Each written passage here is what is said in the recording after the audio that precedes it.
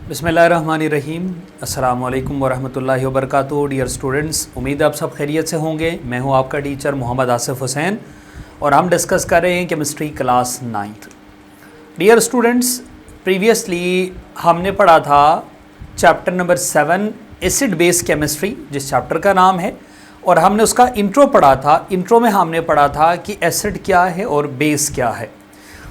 Acid और base के बारे में हमने बेसिक उसकी जो फिज़िकल प्रॉपर्टीज़ है, जैसे मिसाल के तौर पर लिटमस पेपर के ऊपर उसका इफ़ेक्ट क्या होगा। एसिड कोरेसिव होता है, बेस कोरेसिव नहीं होता, लेकिन चंद एक बेस बहुत कोरेसिव होते हैं। इसी तरह से हमने पढ़ा था कि जो एसिड है ये बुनियादी तौर पर इंतहाई सोर टेस्ट रखता है, बेस का टेस्ट बिटर होता है, बेस स्लिपरी होते हैं। ये सारी बातें हमने डिस्कस करनी थी।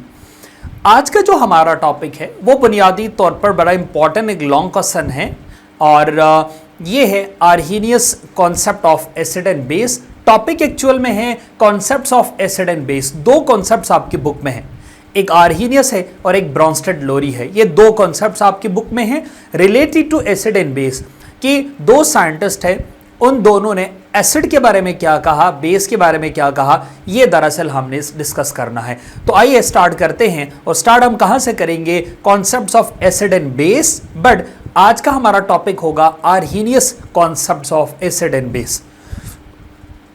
1878 में स्वीडिश का रहने वाला एक साइंटिस्ट था जिसका नाम था स्वंटे आर्हीनियस। ठीक है, मैंने यहाँ पे डिस्कवरी हेडिंग देके लिखा हुआ है। स्वंटे आर्हीनियस नामी उस साइंटिस्ट ने एक कॉन्सेप्ट पेश किया, और उसका कॉन्सेप्ट एसिड और बेस को लेके था।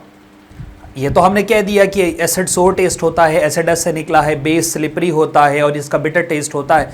लेकिन केमिकली कैसे बिहेव करते हैं ये दोनों, इनकी नेचर क्या होगी, ये किस तरह से रिएक्ट करेगा, इसका रवैया क्या होगा, ये हमने देखना है आज का समय। हम बारी बारी देखेंगे। पहले आर्हीनियस का एसिड देखेंगे, फिर हम आर्हीनियस का बेस देखेंगे, और साथ इनके कुछ रिएक्शंस को भी पढ़ेंगे। तो सबसे पहले आर्हीनियस एसिड देखिए। According to Arrhenius, a substance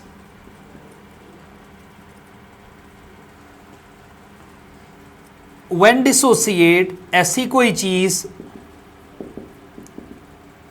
जिनको अगर आप एक्वस सॉल्यूशन में वाटर में डालेंगे तो वो क्या देगा? गिव प्रोटॉन यानी H पॉजिटिव, या हाइड्रोनियम आयन H3O पॉजिटिव। हर वो चीज, हर वो केमिकल, अगर उसको आप वाटर के साथ रिएक्ट कराओगे तो वो उस वाटर के अंदर या तो प्रोटॉन देगा H पॉजिटिव, या फिर वो हाइड्रोनियम आयन देगा, जिसको हाइड्रोक्सोनियम आयन भी कहा जाता है, H3O पॉजिटिव। और अगर ऐसा होगा तो फिर वो आर्हीनियस एसिड कहलाएगा। याद रखिएगा, it's not a general acid, ये आर्हीनियस एसिड कहलाता है। क्लियर हो गई बात? क्योंकि ये किसका कॉन्सेप्ट है? आर्हीनियस का कॉन्सेप्ट है। यहां आपने एक पॉइंट बहुत अच्छे से समझना है। बोर्ड में क्वेश्चन जब आपसे पूछा जाए डिफाइन एसिड, फिर आप ये नहीं लिखेंगे, फिर आप लिखेंगे acid, acid is a substance that has sour taste, ठीक है, and found in citrus fruit. ठीक है, it turn litmus paper from red to blue या ब्लू टू रेड, जो भी आपने लिखना है वो आपने बुनियादी तौर पर एसिड अगर डिफाइन कहा गया तो वहां से लिखना है। लेकिन अगर आपसे पूछा जाए डिफाइन आर्हीनियस एसिड, फिर आपने ये डेफिनेशन लिखनी है। क्लियर हो गई बात? अब यहां पे दो बातें हैं जो आपने अच्छी तरह से समझना है। Number 1 proton and number 2 hydroxonium ion या हाइड्रोनियम आयन। तो सबसे पहले प्रोटॉन को देखते हैं। आपको अच्छी तरह मालूम है बेटा, ये हमारे पास है हाइड्रोजन और इसके पास है एक प्रोटॉन, इसके पास है 0 न्यूट्रॉन और इसके आउटर मोस्ट शेल में एक इलेक्ट्रॉन। यह है एक हाइड्रोजन, ये एटम है। क्लियर हो गई बात? और हाइड्रोजन का एटॉमिक नंबर 1। हाइड्रोजन क्या कर लेगा? अपना ये एक इलेक्ट्रॉन किसी को डोनेट कर देगा। अपना ये एक इलेक्ट्रॉन, बल्कि मैं इस तरह से लिखता हूं, ये इलेक्ट्रॉन किसी को डोनेट कर देगा। जब ये इलेक्ट्रॉन यहां से रिमूव हो जाएगा तो इसके पास कोई इलेक्ट्रॉन नहीं होगा, तो फिर क्या होगा, इसके न्यूक्लियस में मौजूद है सिर्फ एक प्रोटॉन, और आप अच्छी तरह जानते हैं प्रोटॉन के ऊपर चार्ज होता है पॉजिटिव, और हाइड्रोजन एटम इलेक्ट्रॉन लूज करने पे कन्वर्ट हो जाएगा किसमें, प्रोटॉन में या हाइड्रोजन आयन में। प्रोटॉन इसलिए कहा जाता है क्योंकि उसके पास बचता ही एक प्रोटॉन है। यह बात क्लियर हो गई। अच्छा, अगली बात, हाइड्रोक्सोनियम आयन, हाइड्रोनियम आयन, ये कैसे बनता है ये हम थोड़ी देर में डिस्कस करेंगे, लेकिन उससे पहले कुछ एग्जांपल्स जो आर्हीनियस के मुताबिक एसिड है। देखिए एग्जांपल में हमारे पास HCl है, ये आर्हीनियस के मुताबिक एसिड है। आपके पास HNO3 है, ये आर्हीनियस का एसिड है। H2SO4 है, और ये तीनों के तीनों आपके पास क्या है, आर्हीनियस एसिड है। अब इसका मतलब क्या है मैं फिर बता रहा हूं, ये तीनों के तीनों जब आप इनको वाटर में ऐड करेंगे तो या तो ये प्रोटॉन को लूज कर देगा, यानी एक प्रोटॉन देगा, या वो देगा हाइड्रोनियम आयन। अब अगली बात, भाई हाइड्रोनियम आयन बनता किस तरह से है, इस एग्जाम्पल के ऊपर आ जाए। HCl वाटर में डाला गया, H3O प्लस Cl नेगेटिव।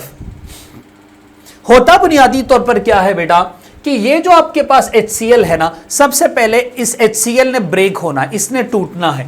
तो HCl कैसे टूटेगा, देखिए HCl टूटता है H positive Cl negative. Clear हो गई बात। और ये जो वाटर है H2O, ये इस तरह का होता है,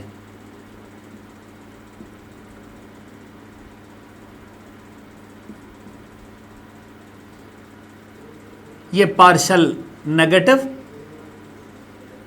ये पार्शल पॉजिटिव, ये पार्शल पॉजिटिव। यहां पे पेयर ऑफ इलेक्ट्रॉन अवेलेबल है वाटर के पास डोनेट होने को, मतलब शेयर होने को, ठीक है। तो ये हाइड्रोजन यानी ये प्रोटॉन यहां पे आके इसके साथ इधर को करके जुड़ जाएगा। जब ये जुड़ेगा तो देखिए क्या बन रहा है, H1 H2 H3 और O, ये देखिए। और क्योंकि पॉजिटिव चार्ज ज्यादा है तो हम इसके ऊपर चार्ज लगा रहे हैं पॉजिटिव चार्ज, ये है हाइड्रोनियम आयन।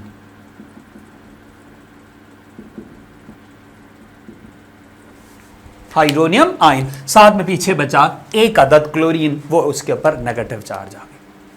अब क्योंकि इस HCl ने वाटर में डिसोसिएट होके हाइड्रोनियम आयन दिया, तो इसका मतलब ये HCl आर्हीनियस के मुताबिक 100% कंफर्म एसिड है। क्लियर हो गई बात, ये है आर्हीनियस का एसिड। सेकेंडली आ जाते हैं तो फिर बेस क्या है। देखें, अ सब्सटेंस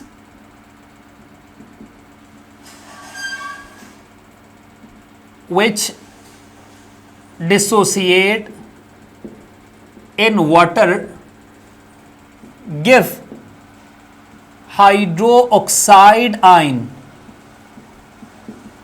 और हाइड्रोक्साइड आयन होता है OH नेगेटिव।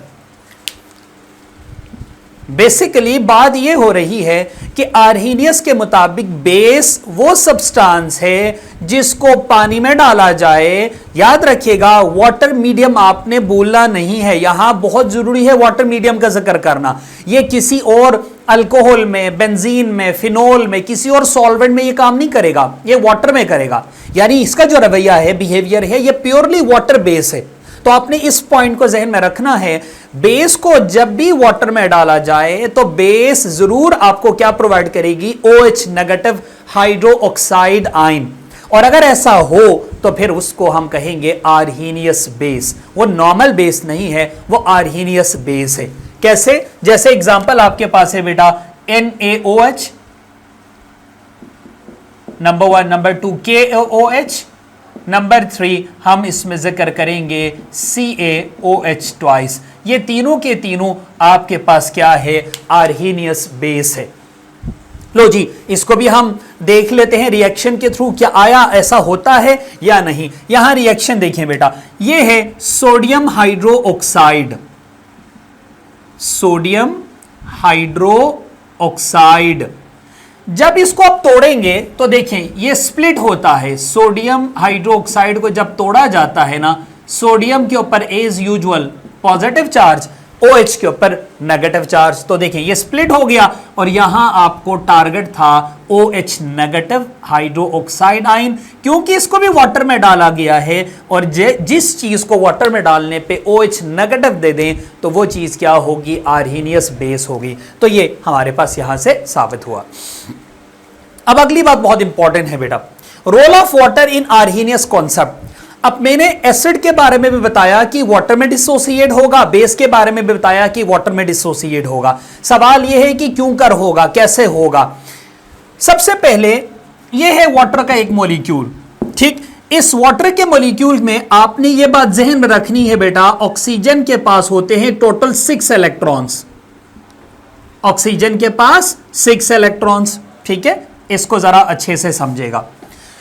इसका मतलब ऑक्सीजन जब किसी के साथ बॉन्डिंग करना चाहेगा, ऑक्सीजन एटम जब बॉन्डिंग करना चाहेगा तो उसके पास 2 ऑप्शन है।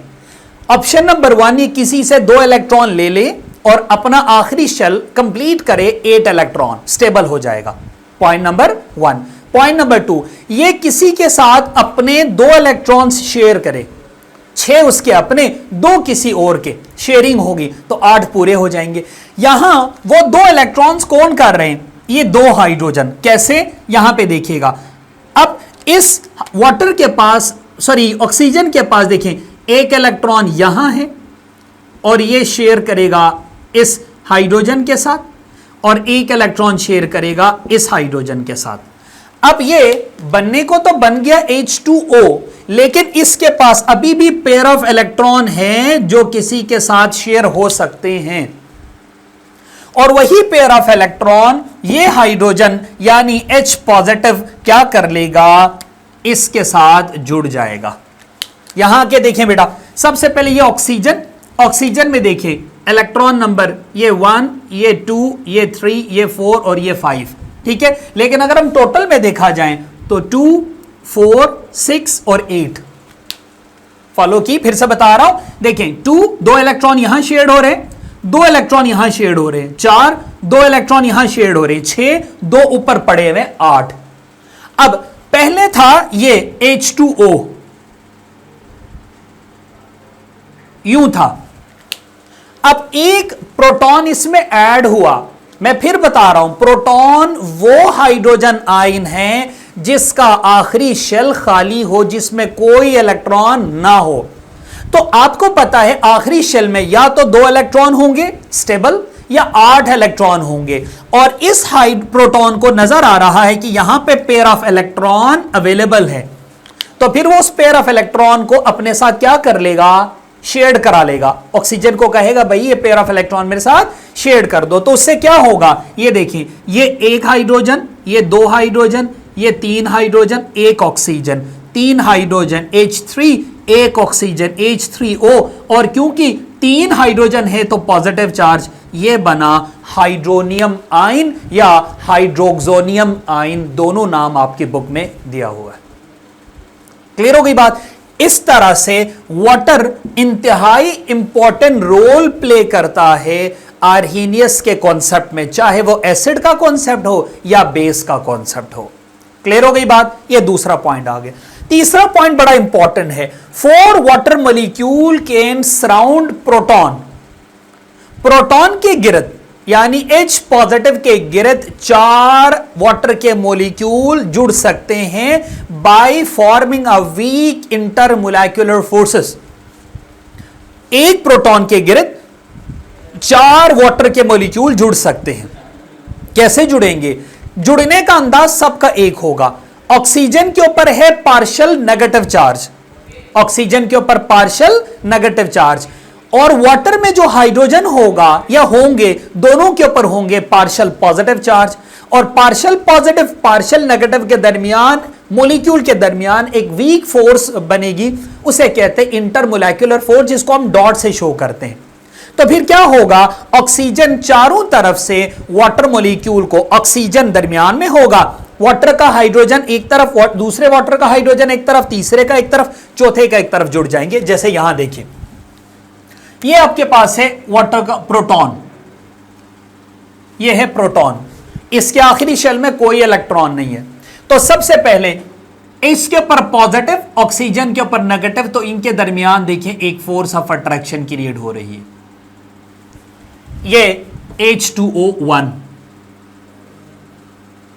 ये पहला वाटर मॉलिक्यूल, और इसको किसने जोड़ा हुआ है? प्रोटॉन ने। ये दूसरा देखिए बेटा, फिर से वाटर, ये ऑक्सीजन, ये हाइड्रोजन, ये हाइड्रोजन, ये ऑक्सीजन, और ये इसके साथ भी शेड हो रहा है, ये प्रोटॉन, वाटर नंबर 2। यहां पे भी देखिए इधर फिर से गुंजाइश है, ये एक ऑक्सीजन, 2 हाइड्रोजन, और ये आपके पास आ गया, शेयरिंग हो रही है, तीसरा वाटर का मॉलिक्यूल। और चौथा देखें, यहां पे हाइड्रोजन, फिर से उसी तरह से ये आपके पास वाटर का एक मॉलिक्यूल, तो ये बनेगा फोर्थ वाटर का मॉलिक्यूल बनेगा। अब आप यहां अच्छी तरह देख सकते हैं कि दरमियान में प्रोटॉन एक है, प्रोटॉन एक है, उसके साथ ऑक्सीजन पार्शियली यानी एक वीक बॉन्ड बना रहे, स्ट्रॉन्ग बॉन्ड नहीं बना रहे, वीक बॉन्ड बना रहे। उससे क्या होगा, जितनी ज्यादा बॉन्डिंग होगी उतनी चीज उसमें वो डिसॉल्व होगी। यही वजह है वाटर चीजों को मैक्सिमम डिसॉल्व कर सकते होते, क्योंकि हाइड्रोजन के पास एबिलिटी होती है हाइड्रोजन बॉन्ड बनाने की। आपको याद होगा हमने पीछे पढ़ा हुआ है हाइड्रोजन बॉन्डिंग के बारे में, केमिकल बॉन्डिंग वाले चैप्टर नंबर 3 में हमने पढ़ा हुआ है। आपको पुरानी वीडियोस मिल जाएंगे, वो आप वहां से देख सकते हैं कि हाइड्रोजन के पास मैक्सिमम चीजों को जोड़ने की सलाहियत है। नॉर्मल हाइड्रोजन नहीं, प्रोटॉन, H पॉजिटिव आयन। यहां पे भी देखें, एक प्रोटॉन है, अपने साथ 4 वाटर के मॉलिक्यूल को जोड़ के रखा हुआ है bye forming a weak bond called intermolecular forces, जिसको कहा जाता है। क्लियर होगी बात। लास्ट देखें इस उसका प्रोसेस ऑफ न्यूट्रलाइजेशन। ठीक हो गया, प्रोसेस ऑफ न्यूट्रलाइजेशन। न्यूट्रलाइजेशन कहते हैं किसे है? न्यूट्रलाइजेशन कहते हैं जब भी एसिड और बेस आपस में रिएक्ट करेंगे, साथ में क्या होगा, वाटर बनेगा और सॉल्ट बनेगा, इसको कहते हैं न्यूट्रलाइजेशन रिएक्शन। लेकिन आर्हीनियस क्या कहता है? According to Arrhenius acid and base are dissolve in water. Arrhenius कहता है जब भी एसिड और बेस को पानी में डाला जाएगा, एसिड H पॉजिटिव या हाइड्रोनियम आयन देगा डिसोसिएट होकर मुकम्मल तौर पर, और बेस क्या कर लेगा, OH नेगेटिव देगा, मुकम्मल तौर पर डिसोसिएट होगा। जैसे देखिए पहली एग्जांपल, मैं आपको एसिड की एग्जांपल देने लगा हूं। लेट सपोज मैं यूं कर लेता हूं, HCl। अब इसको हम किस में डाल रहे हैं? वाटर में। तो फिर क्या होगा, यहां बनेगा H3O पॉजिटिव और उसके साथ बनेगा Cl नेगेटिव। अब आप गौर कर ले, दोनों अपने अपने आयंस में स्प्लिट हो गए, पॉजिटिव आयन अलग हो गए, नेगेटिव आयन अलग हो गए, जुड़ के नहीं रहा, ये मुकम्मल पॉजिटिव, ये मुकम्मल नेगेटिव। और यही बात आर्हीनियस ने कही थी। दूसरी बात देखें, बेस की एग्जांपल आप देखें, NaOH सोडियम हाइड्रोक्साइड, अगर आप इसको भी तोड़ेंगे तो फिर आपको क्या नजर आएगा, सोडियम पॉजिटिव OH नेगेटिव। अब फिर से ऊपर आ जाए, according to Arrhenius acid and base are dissolve in water. इन दोनों को किस में डाला गया? वाटर में। तो बदले में क्या हुआ, दे completely dissociate into their respective ion, ये अपने अपने आयंस में कन्वर्ट हो गए। ये देखिए, positive ion, negative ion, negative ion. Clear हो गई ये बात? ठीक हो गया। सो ये चौथा पॉइंट है हमारे पास, प्रोसेस ऑफ न्यूट्रलाइजेशन। हम डिस्कस कर रहे थे न्यूट्रलाइजेशन रिएक्शन को, और न्यूट्रलाइजेशन रिएक्शन में मैंने आपको बताया बेटा कि जब भी एसिड और बेस आपस में रिएक्ट करते हैं ना, तो उसके नतीजे में सॉल्ट और वाटर बनता है। आर्हीनियस कहता है कि कोई भी एसिड या बेस जब भी वाटर में डिसोसिएट होगा, वो कंप्लीटली अपने अपने आयंस में आयोनाइज हो जाएगा। ठीक, और उसको न्यूट्रलाइजेशन का नाम दिया गया था। लेकिन मैंने आपको बताया कि आयोनाइजेशन में सॉल्ट बनता है। ठीक हो गया। सॉल्ट बनने से क्या मुराद है, याद रखिएगा, सॉल्ट किस तरह से बनता है। सॉल्ट यूं नहीं बनता कि मिसाल के तौर पर मुकम्मल तौर पर वो पानी में डिसॉल्व हो जाएगा। ठीक हो गया, लेकिन ना वो सॉलिड फॉर्म में रहेगा। मतलब आप वाटर में सॉल्ट डाल देते हैं ना, तो वो उसके पानी के अंदर जो है ना, वो क्रिस्टल फॉर्म में नहीं रहेगा, सॉलिड फॉर्म में नहीं रहेगा, बल्कि क्या बनेगा, स्पेक्टेकर सोडियम आयन बन जाएगा, जिसको स्पेक्टेकर हाइड्रेटेड आयन कहा जाता है। स्पेक्टेकर हाइड्रेटेड आयन से मुराद ये है कि सोडियम और क्लोरीन को वाटर पूरी तरह से घेर लेगा।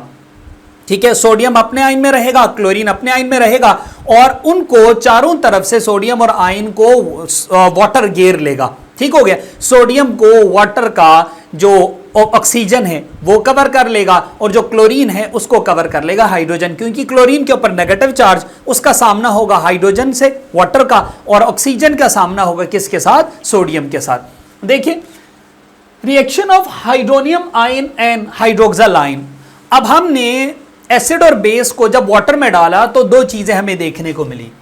एक हमें हाइड्रोनियम आयन H3O3 H3O जो कहां से मिला था, जो कि एसिड से बनता है, और ये है OH नेगेटिव हाइड्रोक्सिल आयन, ये हमें बनता है बेस में से। अब समटाइम क्या होता है, ये दोनों आपस में भी रिएक्ट करते हैं, हाइड्रोनियम आयन और हाइड्रोक्सिल आयन। तो क्या बनेगा, H3O और OH जब आपस में कंबाइन होंगे, एक तो बनेगा वाटर का मॉलिक्यूल। क्या बनेगा? वाटर का मॉलिक्यूल, और उस रिएक्शन में से काफी ज्यादा प्रोड्यूस होती है हीट। तो ये दरअसल आपके पास एक तरह का एक्सोथर्मिक रिएक्शन है। ठीक है, हीट प्रोड्यूस होगी। हाइड्रोनियम आयन और हाइड्रोक्सिल आयन जब भी आपस में रिएक्ट करेंगे, hydronium positive charge, hydroxyl negative charge आपस में रिएक्ट करेंगे, तो नतीजतन आपके पास क्या बनेगा? हीट बनेगी और साथ वाटर का मॉलिक्यूल बनेगा। फिर मैंने आपको बताया हाइड्रेटेड स्पेक्टेकर सोडियम आयंस। देखिए आपकी बुक क्या कहती है, the salt that is form during neutralisation reaction does not exist in solid form.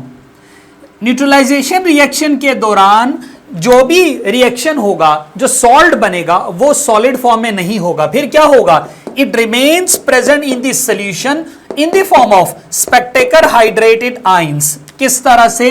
ये देखें ऐसे, ये सोडियम पॉजिटिव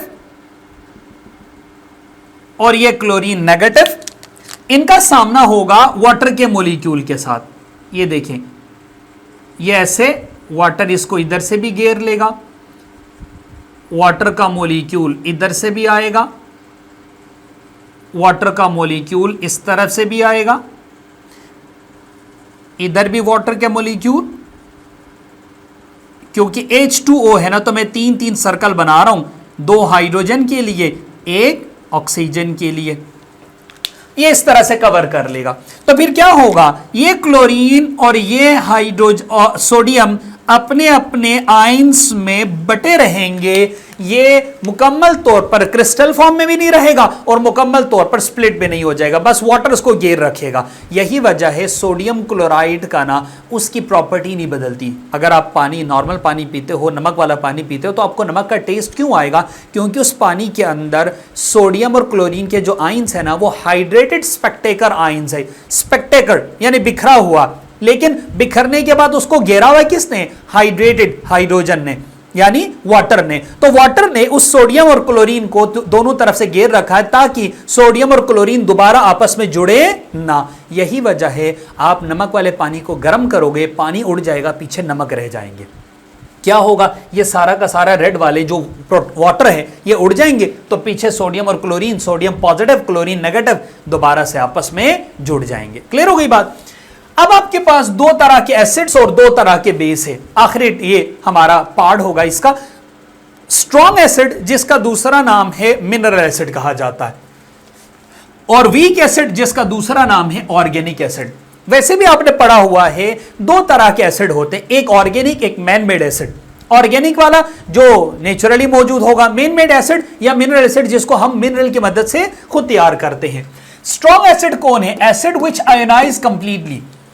अगर कोई आयन, अगर कोई सब्सटेंस आयोनाइज हो जाए, वीक आयोनाइज हो जाए, मुकम्मल तौर पर 100% स्प्लिट हो जाए, तो फिर वो कहलाएगा स्ट्रॉन्ग एसिड। जैसे मिसाल के तौर पर ये देखिए HCl, हाइड्रोक्लोरिक एसिड, इसको आप वाटर में डालोगे तो देखिए H3O हाइड्रोनियम आयन और Cl मुकम्मल तौर पर आयंस में डिसोसिएट हुआ।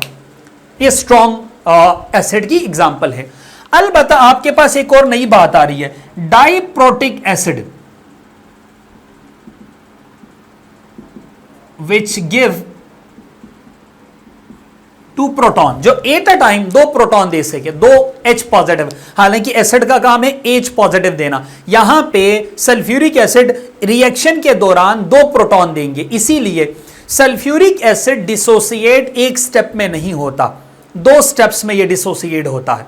ठीक हो गया, एक स्टेप पे एक प्रोटॉन H पॉजिटिव, अगले स्टेप पे अगला प्रोटॉन H पॉजिटिव या H3O हाइड्रोनियम आयन, या प्रोटॉन देगा या हाइड्रोनियम आयन देगा, एक नहीं 2, इसीलिए इसको कहते हैं डाइप्रोटिक आयन या डाइप्रोटिक एसिड। जैसे देखिए H2SO4, इसको जब वाटर में डाला गया तो सबसे पहले क्या हुआ, इस वाटर के मॉलिक्यूल ने इस एक हाइड्रोजन को अपने साथ जोड़ दिया, तो यह बना H3O। यहां कितने हाइड्रोजन हैं, 2, एक चला गया इस वाटर के पास, पीछे एक बचा हुआ है, वो ये देखें यहां पे मौजूद है। अब जब हम इसको दोबारा वाटर में डालेंगे तो ये हाइड्रोजन भी खत्म हो जाएगा, तो देखें एक हाइड्रोनियम आयन, 2 हाइड्रोनियम आयन, इसी को कहते हैं डाइप्रोटिक एसिड कहा जाता है। आयोनाइज कंप्लीट होगा लेकिन एक स्टेप में नहीं, 2 स्टेप में। क्लियर हो गई बात। अगला देखें नाइट्रिक एसिड HNO3, इसको जब वाटर में डाला जाएगा, एक हाइड्रोनियम आयन और एक NO3, ये देखिए ये सब के सब कंप्लीटली आयोनाइज हो रहे हैं। यही वजह है इन सब को हम नाम देते हैं किसका, स्ट्रॉन्ग एसिड का नाम दिया जाता है। क्लियर हो गई बात। ओके, सो बेटे मैं आपको बता रहा था एसिड की 2 टाइप, स्ट्रॉन्ग और वीक एसिड। स्ट्रॉन्ग एसिड मैंने आपको बताया, सेकंड हमारे पास है वीक एसिड। वीक एसिड ऐसा है जिसको हम ऑर्गेनिक एसिड कहा जाता है, ठीक हो गया, जो कि नेचुरली हमें देखने को मिलता है। ये कंप्लीटली आयोनाइज नहीं होता, यानी ये 100% स्प्लिट नहीं होता, ये बहुत थोड़ा स्प्लिट होता है, ज्यादातर अनडिसोसिएटेड रह जाता है, थोड़ा सा स्प्लिट हो जाता है, बाकी सारा अनडिसोसिएटेड रह जाता है। Which does not ionise completely, जो मुकम्मल तौर पर आयोनाइज ना हो। पहली एग्जांपल एसिटिक एसिड, जिसको ग्लेशियल एसिटिक एसिड भी कहा जाता है। आप ये बुक में लिखा हुआ है एसिटिक एसिड या ग्लेशियल एसिटिक एसिड। ये है CH3COOH एसिटिक एसिड। इसको आप वाटर में डालेंगे तो एक तो बनेगा हाइड्रोनियम आयन और दूसरा देखिए ये एज इट CH3COO-, ये सब के सब इकट्ठे जुड़े हुए। और अगली बात देखिए, ये सिर्फ और सिर्फ 0.132% आयोनाइज हुआ है। इसका मतलब ये हुआ 1000 मॉलिक्यूल्स होंगे एसिटिक एसिड के, तो उसमें से 1.32 मॉलिक्यूल्स डिसोसिएट होंगे, बाकी सब के सब रह जाएंगे अनडिसोसिएटेड। क्लियर हो गई बात। इसीलिए इसको कहते हैं, देखिए डिसोसिएट हुआ 1% या 1.3%, अनडिसोसिएट हुआ 98.7%।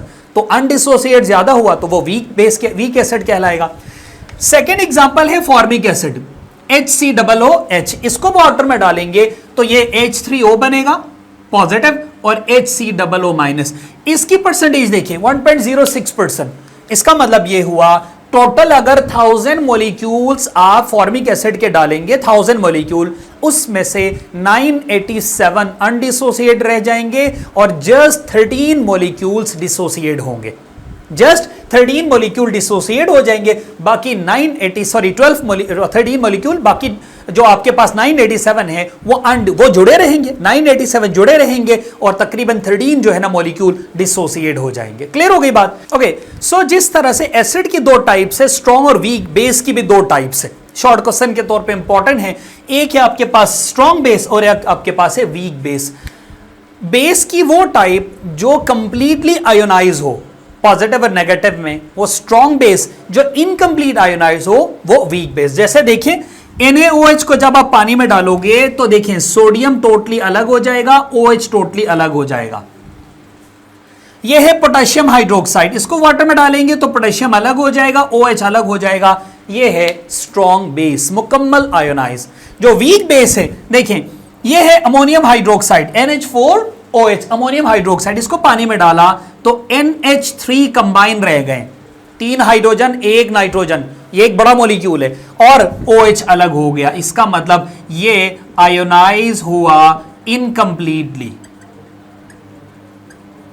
इसीलिए इसको हम नाम देते हैं किसका, वीक बेस का नाम दिया जाता है। क्लियर होगी बात। ये टॉपिक थोड़ा सा लेंथी है बेटा, लेकिन अगर आप इसको अच्छे से समझेंगे, और से देखेंगे, पढ़ेंगे तो आपको सारी हेडिंग्स मिल जाएंगी, सारे कॉन्सेप्ट्स क्लियर हो जाएंगे, और इसको आप बार बार पढ़ेंगे तो इंशाल्लाह चीज़ें आपके लिए आसान हो जाएंगी। आप अपना बहुत सा ख्याल रखिएगा। Thank you so much. अल्लाह हाफिज़।